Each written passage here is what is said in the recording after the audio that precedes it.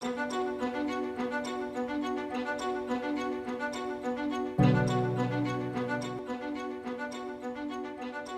evening. I am Alex Halliday, Director of Columbia University's Earth Institute. Welcome to our Earth Lecture. It's part of a series of talks featuring world-class scientists and experts discussing their leading-edge work in how to understand and protect our planet going forward. Like much of our world these days, our lecture series is virtual, but we are very pleased to meet you wherever you live in this way. And it's actually given us far more access to people around the world than we had when we started these things downtown New York City. So tonight we focus on sea level rise. And this is an area of intensifying societal concern. The science for understanding the dynamics of sea level is very complicated, and yet it is a great strength of Columbia University. We have fantastic expertise here in this particular subject. About 2.5 billion people, that's 40% of the world's population, live within 60 miles of the sea. These coastal areas produce more than 2/3 of the world's GDP. By 2100, average global sea level rise is expected to be at least 2 feet.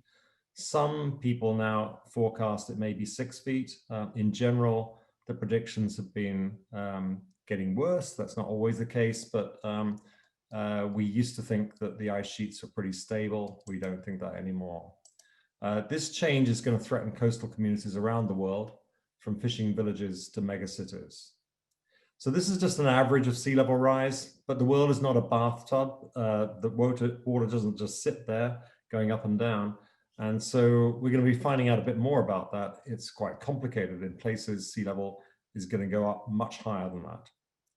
Scientists from around the world agree that global warming has made the rising seas the most urgent threat to humanity associated with climate change, amongst many others.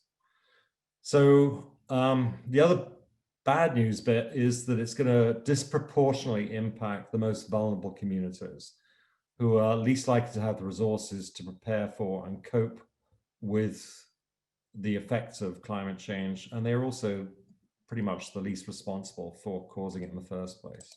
So this is where Columbia University's Earth Institute comes in. We are known around the world as the premier organization in terms of our collective strength to tackle this most pressing issue. This includes, of course, the world famous Lamont-Doherty Earth Observatory, our powerhouse in geosciences here at Columbia University.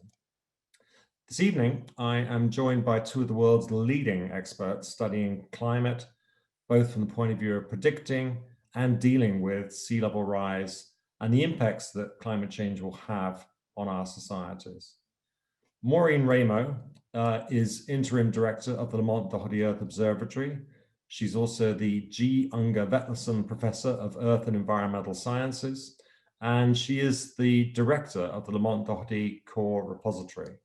She is distinguished as a paleoclimatologist and marine geologist, and she studies the history and causes of climate change in the Earth's past. Maureen has garnered many prestigious, important scientific honors, and she has contributed greatly to the world's understanding of how our climate has evolved. George Deodatis is the Santiago and Robertina Calatrava Family Professor in the Department of Civil Engineering and Engineering Mechanics. He's also professor in the Department of Earth and Environmental Engineering in the School of Engineering here at Columbia. George's research deals with risk analysis and risk management. He looks at infrastructure that is subject to natural and anthropogenic hazards. In particular, George studies the effects of climate change on our infrastructure and develops optimal strategies to protect and redesign infrastructure in anticipation of the disastrous impacts of rising sea levels. So I'm going to kick off this evening by asking Maureen and George to say a little bit about themselves and their interests, starting with Maureen. I should explain that everyone who knows Maureen calls her Mo. And so I'm inadvertently bound to slip into calling her Mo because that's the way we always refer to her. So Mo, you have worked on many climate problems, mainly from the point of view of paleoclimate. Can you explain how you got into this subject of sea level? Sure. Thanks, Alex. And I'm happy to be here, and thank you to everybody who's joining us. Yeah, you gave a great introduction to the problem. I got into the study of sea level through my studies of the past. In particular, I was known as a world expert in a very obscure period about 4 million years ago called the Pliocene, that people eventually realized had the same CO2 that we have right now, which is 30% higher than it should be. And about in the mid-aughts, people, both scientists and journalists, were increasingly contacting me, asking me, how high was sea level back in the Pliocene Mo? Are the ice sheets going to melt, or will they be unstable, or do they not care about a 2-degree temperature rise in global temperatures? And so I started digging into the literature. There wasn't a lot, maybe 12 papers, and that's, you know, and those 12 papers all were highly disagreed with each other. And that started me on this journey of studying how sea level changed in the past, which is our direct window into how ice sheets changed in the past. So that's the long story short. Okay, and you can tell us the bad news later. That's George, tell us about how you got into this area of work. Thanks, Alex. Welcome, everyone. I am a civil engineer, and for a very long time, I was working with earthquakes and how to make the infrastructure earthquake resistant.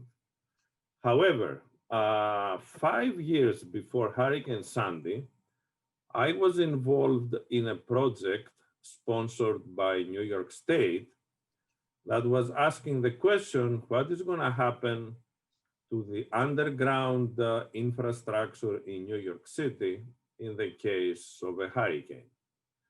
And when I say underground infrastructure, this was primarily the subway system, although car tunnels were also included, as well as rail like Amtrak. So we worked for 2 years. And then we presented the results of our research to the Metropolitan Transportation Authority, the Port Authority of New York and New Jersey. And we told them, you are in serious risk of having catastrophic damage during a hurricane. And we provided a number of different scenario hurricanes. Unfortunately, this was 2 years before Hurricane Sandy. Then Hurricane Sandy occurs, and unfortunately, our predictions were correct ones.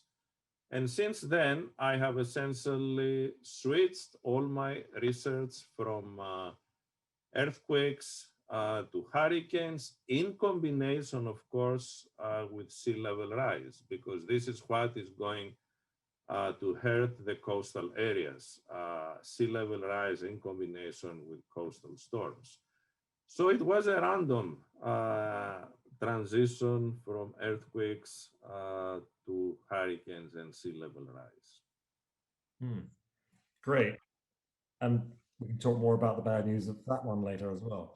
So Mo, tell us a little bit about this bathtub thing. So the Earth is not a bathtub, and in terms of the way the oceans go up and down. Why is that? And how does it matter?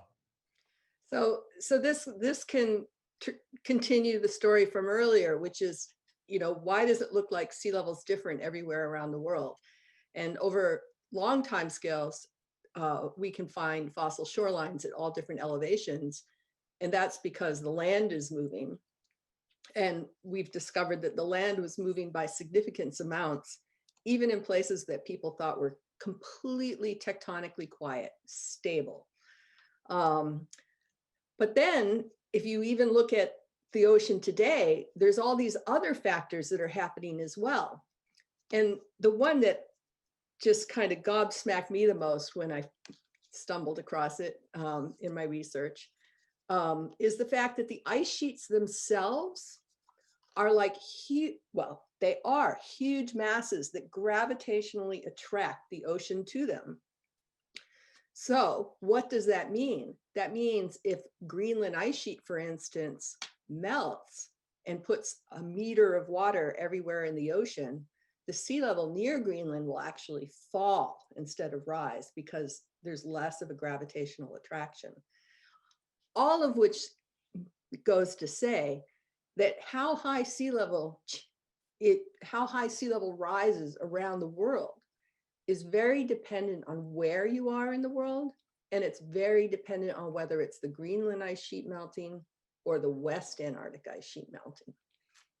And a third factor that people will kind of intuitively understand, I think, is there's places where even just huge coastal currents can pile up water against a shoreline, for instance, the Gulf Stream. So if there's changes in the dynamics of current systems with global warming, that can also lead to changes in sea level in one place versus another place. So there's all kinds of things going on at all times. And you can't just say, so like if Greenland melts by a meter of sea level equivalent, sea level will only increase by half a meter in New York.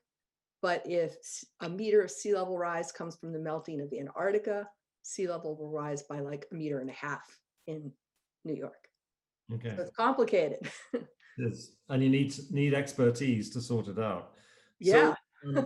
So you can actually do, and you and your colleagues and others at Columbia can figure out how much sea level might change in certain areas, and George has to worry about how to protect against that. But I guess the other thing, George, is that it's not just sea level, it's storms. And so this year, we've had an astonishingly active hurricane season with 10 storms making landfall on US soil, breaking a century-old record. Do you anticipate city planners on the hard-hit Gulf Coast will be primed to be more proactive to develop adaptation strategies? Do you think they're getting more alert to this and thinking about this more? From past experience, the answer is yes. They will become more proactive, but only for a limited amount of time.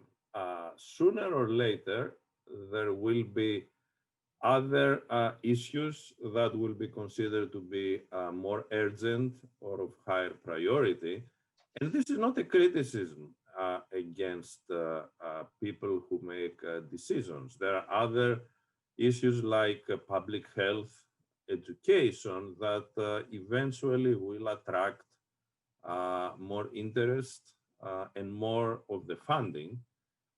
It is difficult to convince people in the government to spend significant amounts of money for something that is not as immediate and urgent as I mentioned, public health and education and other social services. Unfortunately, this is the experience not only from the US, but all around the world. But yes, short term, there will be some interest and some activity along these lines. But what about the people who actually live in these areas and the companies and where they may have to be thinking about how to deal with work and relocate and is this a major concern yet within the United States or not really? It is a concern, there's no doubt about it. And Katrina and Sandy, because of the magnitude of the catastrophe, they were wake-up calls. Now, this year, as you mentioned, there was a record number of storms making landfall in the US. However, although the number was a record, none of these 10 events were as catastrophic as Katrina or Sandy. And people have the tendency to make a comparison with the past. This year, it was not as bad as Sandy, as far as New Yorkers are concerned. Or people in the Gulf Coast, they might say, okay, it was not as bad as Katrina or past hurricanes in that area. But yes, overall, there is increased awareness. People have started taking sea level rise into account, but probably they have not yet realized that the combination of sea level rise with hurricanes will make even moderate hurricanes like the 10 storms we saw this year much, much more catastrophic because you will have every time to add to the storm surge. This is the raise in the sea level produced by the hurricane, even higher than it would have been without sea level rise. So what are the, I mean, in terms of New York City, what are the biggest adaptation concerns? What are the biggest challenges that the city faces in terms of adaptation? The first challenge, of course, is that New York City is directly exposed to the ocean. And unfortunately, or unfortunately, it is very densely built, leaving minimal space for building certain protective measures, like, for example, seawalls. But in my opinion, this is the smallest challenge. The biggest challenge is that New York City right now is preparing for a repetition of Hurricane Sandy. This is not the right approach for two reasons. First, the next catastrophic hurricane to hit New York City will not have the same pattern of the storm surge as that of Sandy. Doesn't mean that the next catastrophic hurricane will approach in the same way, land, it will have the same speed, and so on. But even in the very, very improbable case that the storm surge patterns will be very, very similar with those of Hurricane Sandy, the timing of the tides could be very different. When Hurricane Sandy hit, the tides were at the high point at the Battery and the lower part of New York City, while at the East River, Long Island Sound, we're very close to minimum. Next time, even if a hurricane very similar to Sandy occurs, if the timing is reversed, there's going to be a whole new different pattern of flooding. And unfortunately, New York City is preparing for a repetition of flooding. And there is one more challenge, that we don't know right now what are the optimal protective strategies and adaptation strategies. Everybody living in New York has heard about the Big U project, Lower Manhattan Seawall. MTA is protecting the subway system in Lower Manhattan, sealing stations and so on. Buildings are protecting themselves. These are buildings that flooded during Hurricane Sandy, and MTA is sealing the stations that flooded during Hurricane Sandy. Big U is protecting the areas that flooded during Hurricane Sandy. There are other suggestions, building barriers next to the Verrazano Narrows Bridge, between the Rockaway Peninsula and Sandy Hook in New Jersey, restoring wetlands. And then there is strategic retreat. Some communities might have to move to higher ground. What should be the timing of all these protective measures? What about equity and justice of these measures? Are the measures we're taking right now protecting vulnerable communities that are at the same time low income? So all these things have not been well thought at that point. And it's mostly a reaction against protecting ourselves if Hurricane Sandy occurs again. So there are multiple challenges. There is no doubt about it. Okay, so I'm going to switch to Mo now. Mo, you became, in July, you became the first woman and the first climate scientist to lead Lamont. Lamont has had a pretty amazing history in terms of the different areas of research it's engaged in. How do you see Lamont now responding to the urgency around sea level rise? Yeah, well, this has been a major focus of research and our research priorities for a number of years, and it's only increasing in importance. We've had a changing ice, changing coastlines initiative for a number of years now that we're building out, identifying the key research areas where we have gaps in expertise and trying to fill them. Relating to kind of what I was talking to before about it matters where the ice is melting. We have large research groups studying both poles in Greenland, all around Antarctica. And, this is a critical need. I mean, this is a critical need for the world right now. We need people, as many, I mean, it's impossible to be everywhere, but we need people in as many key places as possible around Antarctica, around Greenland, asking what is happening, how fast is it happening? Are there processes here we're missing that we should be understanding the physics of and put it into our climate and ice sheet models? That we have a whole modeling team group at Lamont. So, I mean, there are many, many challenges associated with global warming, but I mean, sea level certainly is, I mean, I just think it's the most important one. You just can't walk back sea level.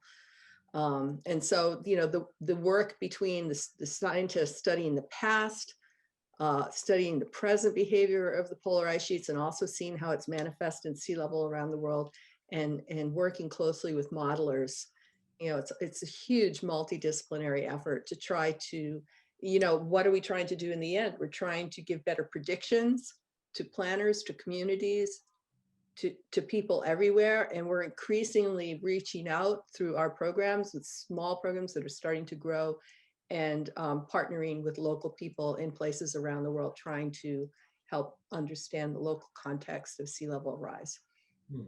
Which, I mean, people are on the front lines of that right now. As George says, right now, somebody's probably experiencing a storm surge unlike anything they've ever experienced before, that's, destroying their village or community or something. So Right. This problem gets worse by the year.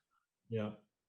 So in terms of how it changes over time, I mean, you alluded to this earlier in your introductory remarks, but 3 or 4 million years ago during the Pliocene, we did have very high CO2 for natural reasons, instead of people dumping CO2 into the atmosphere. And it developed gradually instead of the rapid pulse of CO2 we're pouring into the atmosphere right now. Exactly. So it was very, very different. And yet at the same time, what can you tell from that? And doesn't it just tell you that there are natural variations anyway? So why should we not just accept that sea level is going to change a lot? Well, I mean, that's the best question people always ask. Isn't climate always changing? Isn't sea level always changing? And it is, absolutely. But it's important to recognize that those changes are typically unfolding on geologic timescales, which means over millions to tens of thousands of years. And at the same time, it's only been like the last 8,000 years that there have been ever-growing civilizations and agricultures and people in fixed communities. You talked at the beginning about the number of people that live within 60 miles of shorelines, and and the amount of the economy that's concentrated at the interface between oceans and land. And so, I mean, one thing I say to people sometimes is, even if this warming was natural, which it isn't, we'd still have to be coping with it. We'd still have to be trying to figure out what's happening and how do we stop it. And let's say, for instance, global warming was happening because of something in the sun. What would humans be doing right now? We'd say, oh my God, the only way we can counteract this is to rapidly decrease the amount of CO2 in the atmosphere. How does nature do it? Let's do what nature does, but speed it up somehow dramatically. So it would be not burning fossil fuels. Right. So George, back to you. The front lines of adaptation, and you talked a bit about how New York is in some ways, responding to what may have been what happened in the past. Where do you see the real vulnerabilities now in terms of the most vulnerable communities? And we should go on from there to talk about resiliency and how we build resiliency into those communities.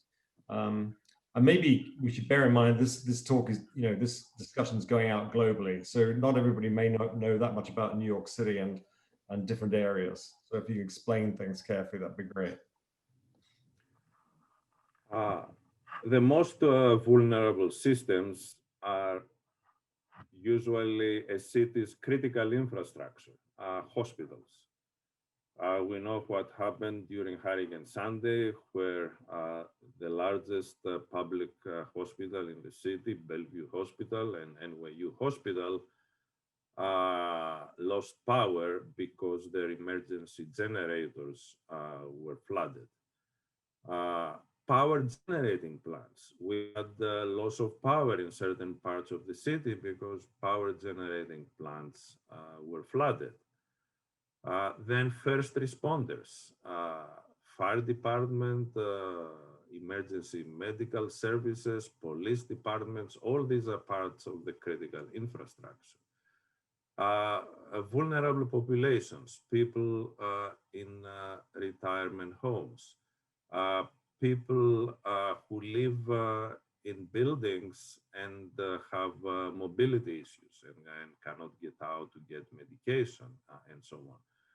All these are at highest risk and most vulnerable. But of course, not everyone in these categories, but only those who live in low-lying coastal parts of the city. And I repeat one more time, not only those who flooded during Hurricane Sandy. For example, Throgs Neck, City Island, Pelham Bay. These are areas that did not have substantial flooding during Hurricane Sandy because they were at low tide. This might not be the case the next time. Right. So in terms of resiliency, one of the things you obviously, you can tell us about how much the cost might have been for protecting against the subway against Hurricane Sandy, against what it actually cost us afterwards to have to deal with that. But so it always seems that the wise thing to do is to invest ahead of time in building resiliency. Why is it so hard to secure large amounts of government funding for interventions to build resiliency? And is it an obstacle for you in your work when you're trying to make progress on this? It's not an obstacle for our work because we are primarily funded by federal agencies like the National Science Foundation or National Oceanic and Atmospheric Administration and so on. But of course, the important issue about making a city resilient and implementing suggestions that are coming from scientists. This is critically important. This is why the research that we are doing is aiming primarily at determining optimal protective strategies. And let me explain what I mean by optimal. It means a set of protective measures that will produce the maximum reduction in anticipated losses in comparison to the case of doing nothing. If we do nothing until the end of the century, repeated hurricanes and sea level rise will have accumulated damage of a certain level. If we now have a given budget, it can be spent in a lot of different ways. What is the optimal way to spend a given budget so that it produces maximum reduction in these losses?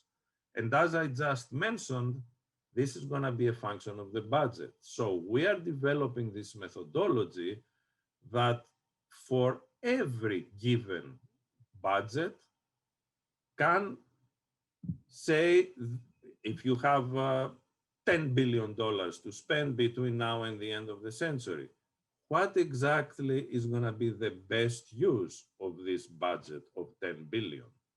And how much is it's going to reduce the losses? If you have 50 billion, the measures will be quite different.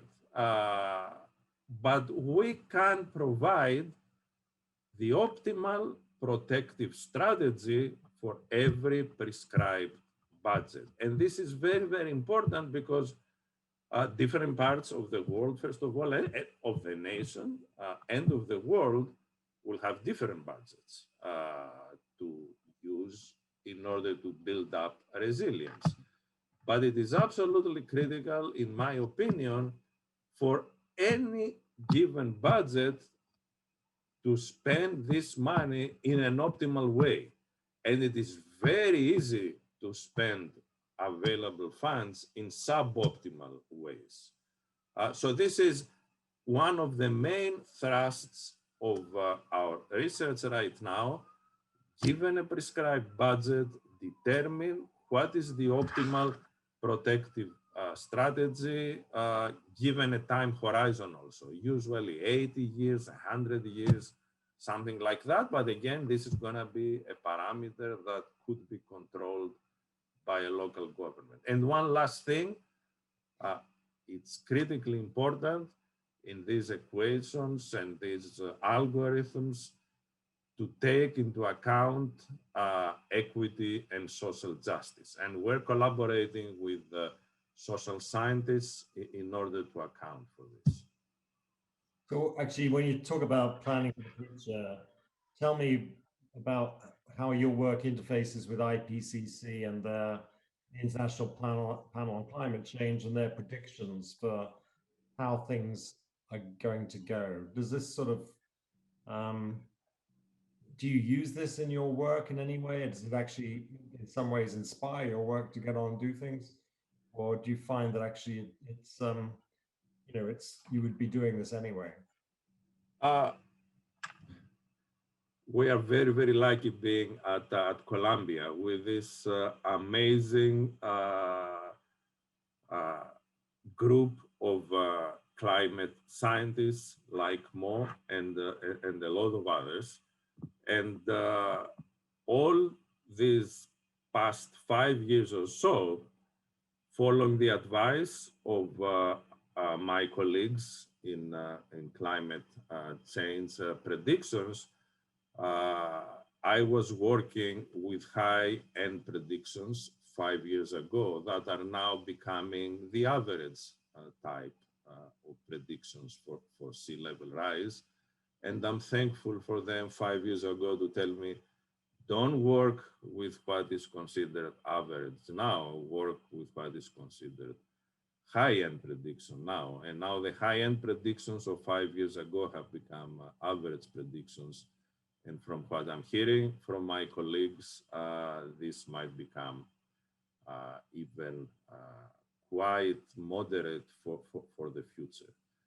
So thanks to my colleagues, we have been working with the appropriate numbers for some time now. I think that is one of the scary things about climate change is that we're actually, the Earth is such a complicated system, as Mo was saying.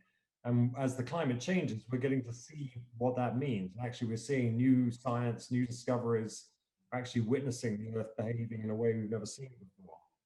And so you then realize that actually there's stuff you just don't know, which actually has to some extent, be factored into your risk analysis for the future as we go forward, thinking about what we need to do to adapt. Do you feel that more research is needed in terms of the strategies that need to be adopted for building resilience, and particularly in New York? Yes, absolutely. In my opinion, first of all, the methodology I just mentioned about establishing optimal protective strategies is still under development and validation. However, what I believe is equally, if not more important, is the feedback from social scientists. Right now, we're making an effort to have all the stakeholders involved, including state and city agencies, representatives of the communities involved, and specifically about the issue of strategic retreat. It is very clear that some communities in the city would benefit if long-term they are relocated to higher grounds. This is a very controversial issue. Everybody knows this, and because of this is not going to be implemented in the way telling them you have to move next year or within 5 years. You open a discussion with the community, and you tell the community long-term it's going to become unsustainable to live here. You have to start thinking about potential relocation in 20 years from now, let's say 30 years from now. This is something that is much more easily acceptable if it's done openly with the communities. But we have to be very careful as scientists along these lines, because it's going to be catastrophic for our reputation if we identify a community, let's say a low-income community, as one that would benefit from relocation to higher ground because nothing can be done to protect them. The community follows the recommendation of the scientists and moves to higher ground, and then some developer comes in and is able to build something that is resistant to sea level rise and hurricanes. And then, of course, the conclusion would be very, very obvious that the scientists essentially convinced a low-income community to move away so that the developer can come in and build a higher income community. So these things are very, very delicate, and we have to be 100% sure when we say that strategic retreat is the best option, that there is nothing else that can be done. And once the community moves away, this area can be restored to wetlands, for example, or a recreational area, but not redeveloped because this would be counter to our initial predictions. Yeah, that's a really interesting point. Mo, let me get back to you now. You spent months on a field expedition recently to a rarely visited region between South America and the Antarctic Peninsula, known as Iceberg Alley. It's not really particularly small, Iceberg Alley, but anyway, it's. Do you want to tell us a bit about this? You know, you were looking for climate-related changes in iceberg discharge 16 million years ago. So what's this about? What's the climate change context for this, and why is this important? So what we were doing, there might be some people watching that have a mental picture of what Antarctica looks like in their head, but it has this big long tail that is the Antarctic Peninsula that comes up towards South America. And Antarctica is a big round continent that has a huge counterclockwise coastal current. And so the vast majority of icebergs that calve off of all the different sectors of Antarctica get entrained in this countercurrent, this counterclockwise coastal current, and are just swept around the entire continent in this current. And then they hit the Antarctic Peninsula and are deflected north towards the warmer subpolar waters. And as that pathway where they're deflected northward is where the vast majority of icebergs exit the Southern Ocean and they hit the warmer water and they melt. Now, icebergs are interesting because they scrape up and take little bits of the rocks where they came from, and then they keep it in their ice, and when the ice melts, they drop that. So you could imagine that they're basically like little field geologists for us. And we go to Iceberg Alley on a drill ship, and we drill a long sediment core, and we see this just integrated record of the amount of icebergs that came by, the amount of material they dropped, and we can tell from the type of material where it came from its geology and its chemistry.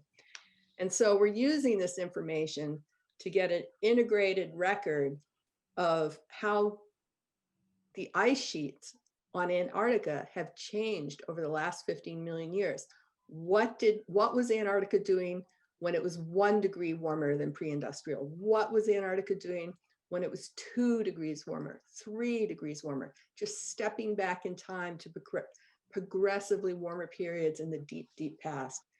And this is allowing us just a key to unlocking the long-term history of Antarctica.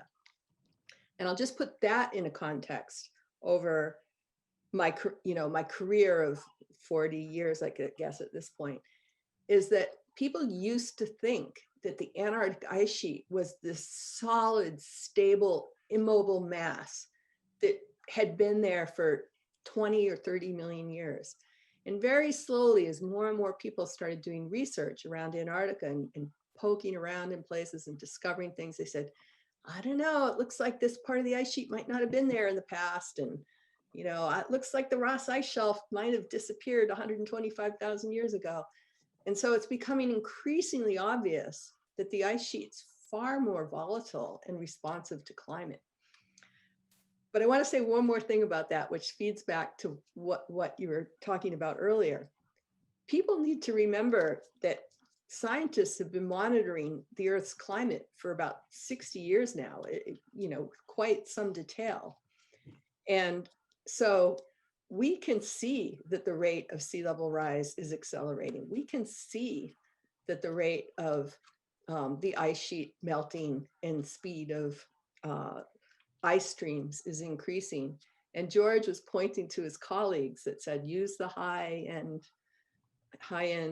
sea level rise scenarios. They were really on the ball because, even over my career, I think like when I was studying Arctic sea ice cover in the 80s as a grad student, we knew climate was warming, and scientists said that the summer Arctic sea ice couldn't possibly disappear before the end of this century.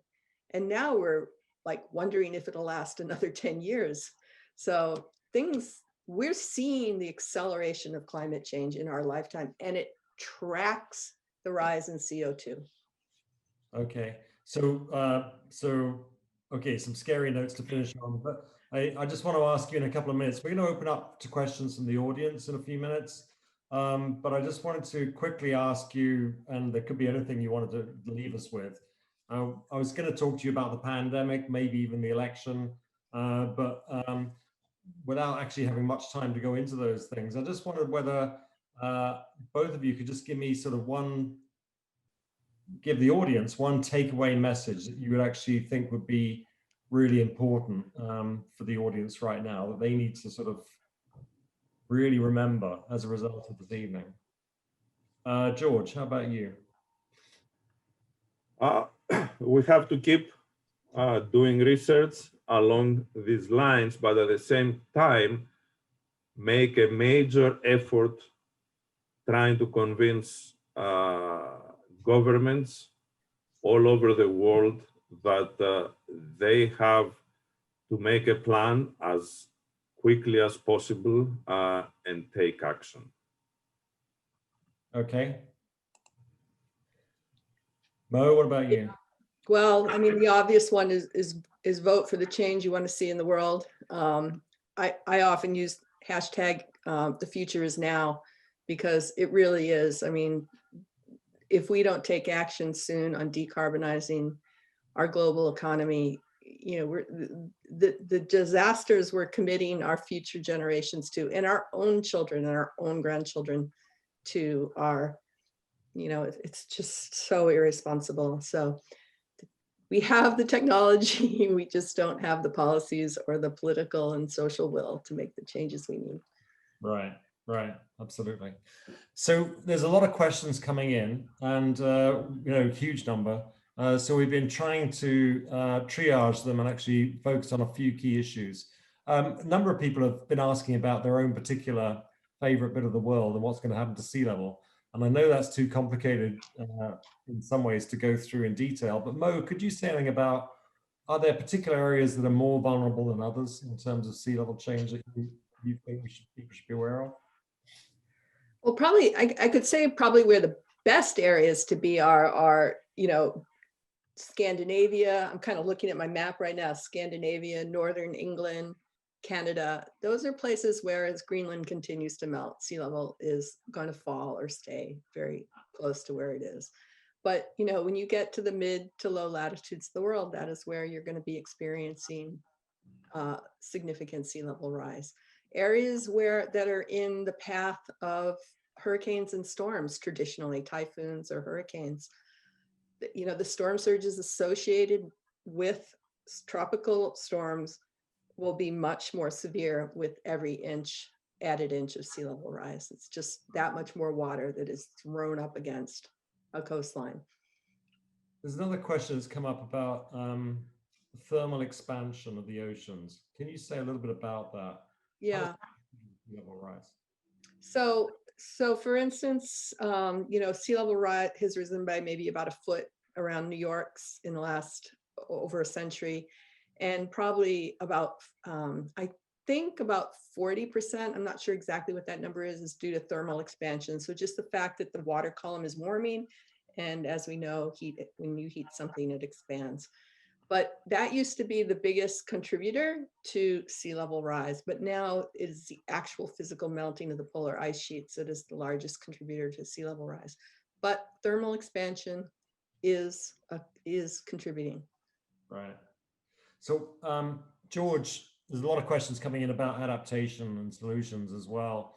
And someone's expressed concern that technological solutions and infrastructure adaptations might give people a false assumption of security and thus prompting people to act less urgently.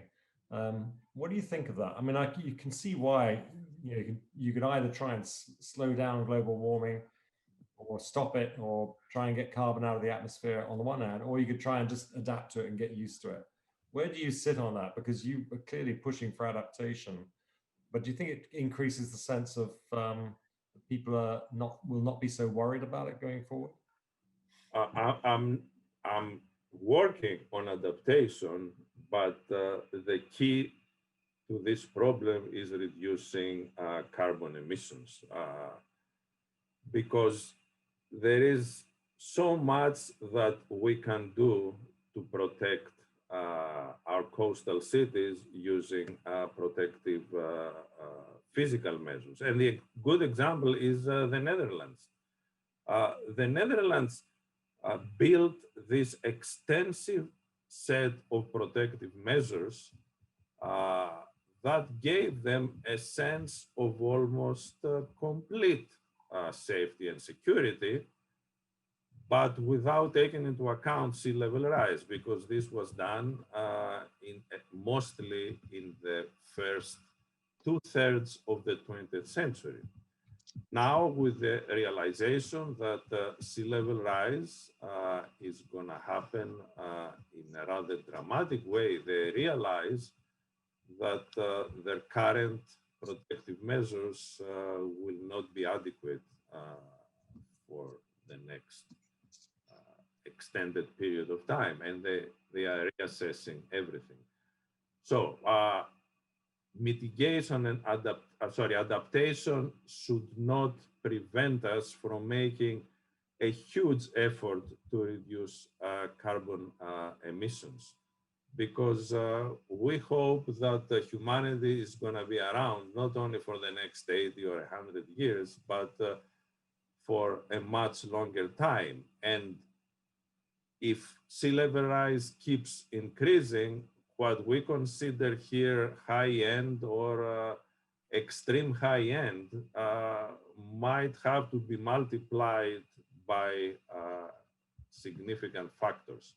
So carbon management is by far the most important issue here.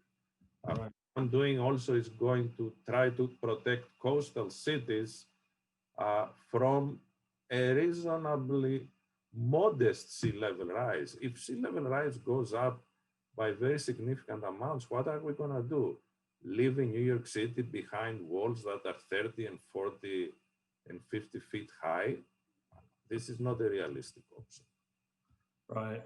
So there's a lot of questions for you, George, about the solutions that people might come up with. Would you, what about, it's fine to talk about New York City, but what about governments that really are going to run out of money and simply can't develop the kinds of solutions that they need to address the problem? Is any thought being given to this in terms of how one helps countries or with these kind of protective measures? We are one of the wealthiest countries in the world, and we can implement a lot of protective measures. But there are other countries that are very low lying, like I'm giving two examples that come to mind: the Philippines, Bangladesh, that are not as wealthy as the US. And even if they realize that they have to do some adaptation and protection, they might not have the funds, as you mentioned. This is something that can only be addressed at an international level through organizations like the United Nations, World Bank, and so on. But I assume this would be the expertise of economists, social scientists. I'm not aware of any major programs right now under discussion, but at the world level, but I might be mistaken. There are programs for specific countries to address specific flooding issues, but nothing at a really global scale. So I must admit, I wasn't going to ask you about the US election, but it is kind of important, and we are getting questions about it. So I'm going to ask you about that in a minute in terms of your recommendations to the next United States president in the context of climate change. But before we get to that, or while you think about it, maybe I could just ask you, George, a little bit about floating cities. So there were some great things that have been put in the media about new creative architectural ideas about how to get cities to actually adapt to sea level change by actually producing buildings that float. Is that something that you've done much work on, or do you have any thoughts about this? Is the American Society of Civil Engineers has been looking at this? Yes, there are people looking at this, but the big question is what is going to be financially less costly. Building a floating city next to an existing one, probably, that will go underwater, or moving an existing community to higher ground. And at this stage, to the best of my knowledge, there has not been a definite answer of what makes more sense from a financial point of view. I would say that if a floating city makes more sense financially than relocating to higher ground, yes, this is a solution that could be pursued. But the first stage, I believe, is to protect for the short term, let's say until the end of the century, the cities in their current location, with small strategic retreats of communities that are at the highest level of vulnerability. But then when people in the millions, tens of millions, or hundreds of millions will need to be relocated, then the issue of floating cities versus relocating to higher ground will have to be studied much more thoroughly. Okay. So, Mo, one quick question for you. How accurately are the Lamont-Doherty Earth Observatory and other global geoscientists able to actually predict the rate of ice mass loss in the Antarctic and in Greenland? So what can you tell us a little bit about this? Because I must admit, I've heard a few talks on this myself, and the talks do change, and the science seems to change. And how worried should we be about this uncertainty? Yeah, so it's a great question.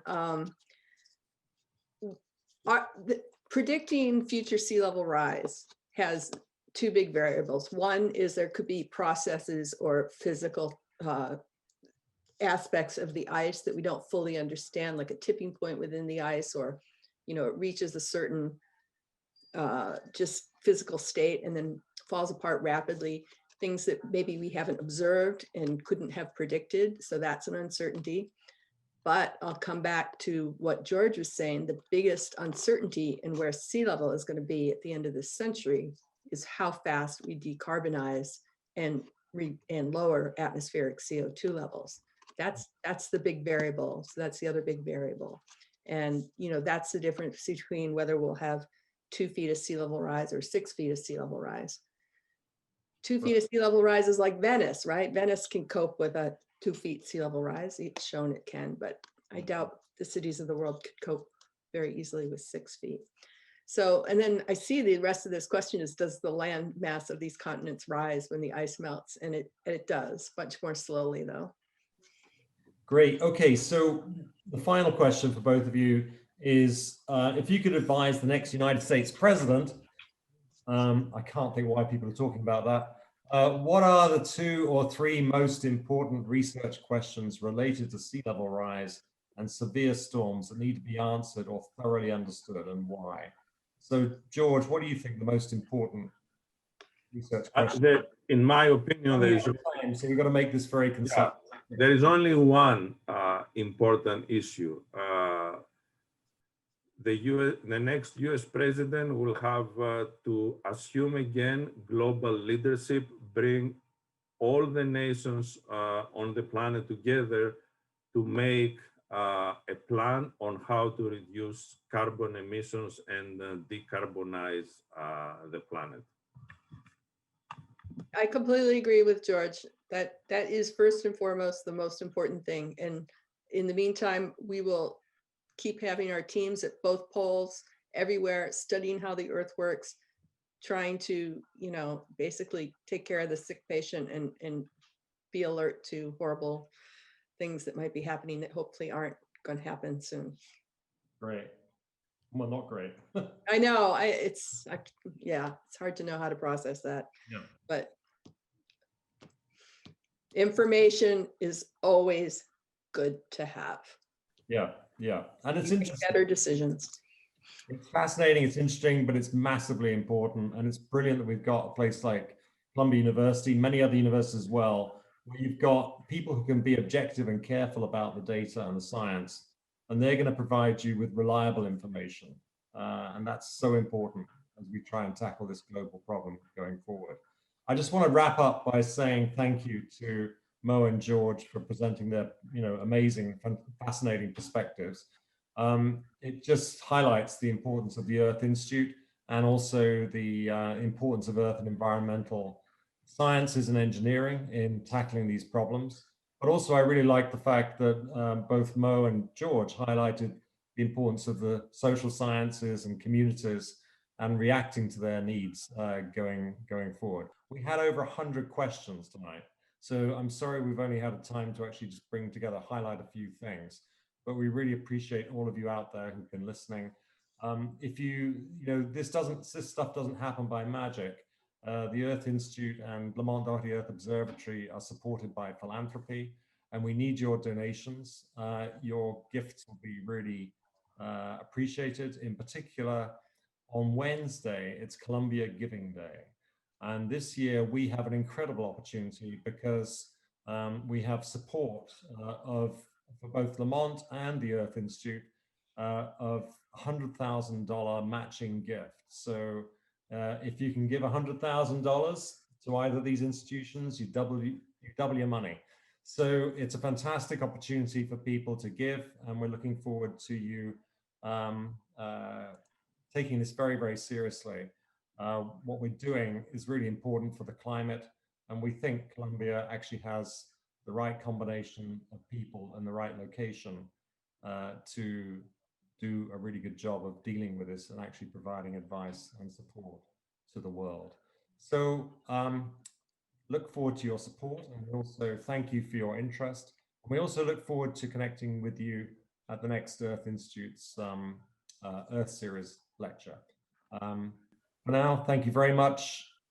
and please don't forget to vote. Good night.